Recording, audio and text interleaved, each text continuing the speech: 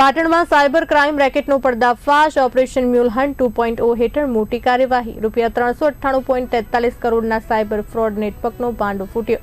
14 આરોપીઓની ધરપકડ કરવામાં આવી. 6 હજુ ફરાર છે. મ્યુલ એકાઉન્ટ મારફતે ગેરકાયદેસર ટ્રાન્ઝેક્શનનો ખુલાસો થયો છે.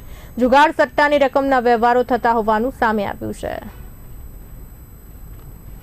જેમાં સાયબર પોલીસ સ્ટેશનને અમુક મ્યુલ એકાઉન્ટ્સની માહિતી મળી હતી, જેના આધારે અમારા પીઆઈ અને પીએસઆઈ અને સ્ટાફના માણસોએ એનું એનાલિસિસ કરતા અને ભારત સરકારના સમન્વય પોર્ટલ અને એનસીસીઆરપી પોર્ટલ ઉપર જઈ અને ડિટેલમાં તપાસ કરતા પાટણમાંથી 13 જેટલા મ્યુલ એકાઉન્ટ, જેમાં 398.43 કરોડના શંકાસ્પદ નાણાકીય વ્યવહારો મળી આવ્યા હતા.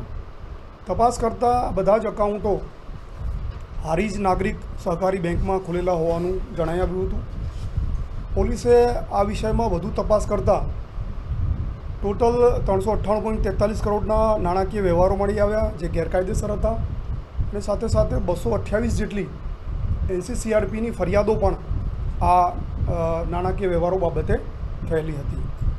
પોલીસે આ બાબતમાં વિશેષ તપાસ કરતાં 13 જેટલા ખાતાધારકો અને 7 અન્ય લોકો જેમણે આ ખાતાઓનો ઉપયોગ કર્યો છે એ લોકોના નામજોગ અને અન્ય જેમણે આ ખાતાઓ ખોલવા માટે, ઓપરેટ કરવા માટે અન્ય રીતે જે મદદ કરી છે એમના વિરુદ્ધ પાટણ સાયબર પોલીસ સ્ટેશનમાં એક ફરિયાદ દાખલ કરી અને 14 જેટલા આરોપીઓને અટક કર્યા છે.